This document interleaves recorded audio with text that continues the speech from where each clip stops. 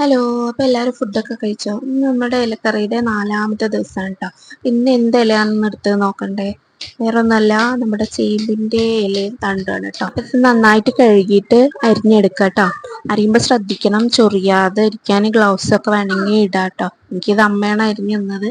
അതുപോലെ ഇലയൊക്കെ കഴുകിയിട്ട് അരിഞ്ഞു വെക്കണം. അരിഞ്ഞപ്പോൾ തന്നെ പെട്ടെന്ന് തന്നെ കുക്കറിനകത്ത് ഇട്ടോണം. അല്ലെങ്കിൽ ഇതുപോലെ കൈവച്ച് ഗ്ലൗസ് ഒന്നും ഇടാതെ അരിയാണെന്നുണ്ടെങ്കിൽ ചൊറിയും. അപ്പോൾ വെന്ത് കഴിഞ്ഞാൽ ചൊറിയില്ല എന്നാ പറയുന്നത്. അപ്പം അതിലേക്ക് കുറച്ച് വെള്ളവും മഞ്ഞൾപ്പൊടിയും ഇട്ടിട്ട് മുളകും ഇട്ടിട്ട് അടച്ചു വെച്ച് വേവിക്കുക. 5 വിസിൽ കൊടുത്താൽ മതി.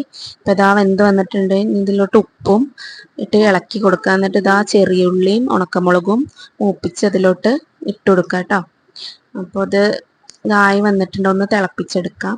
അപ്പം നമുക്കിതൊന്ന് കഴിച്ചു നോക്കാം എങ്ങനെ ഉണ്ടെന്ന്. നല്ല ടേസ്റ്റാണ്. നിങ്ങളെല്ലാവരും കഴിച്ചിട്ടുണ്ടാവും. എല്ലാവർക്കും ഇഷ്ടമായിരിക്കും. അപ്പോൾ എല്ലാവരും ഇതൊന്ന് ട്രൈ ചെയ്ത് നോക്കാം. പിന്നെ വീഡിയോ ഇഷ്ടമായാൽ കമൻറ്റ് ചെയ്യുക, ലൈക്ക് ചെയ്യുക, സബ്സ്ക്രൈബ് ചെയ്യുക. അത്രയേ ഉള്ളൂ.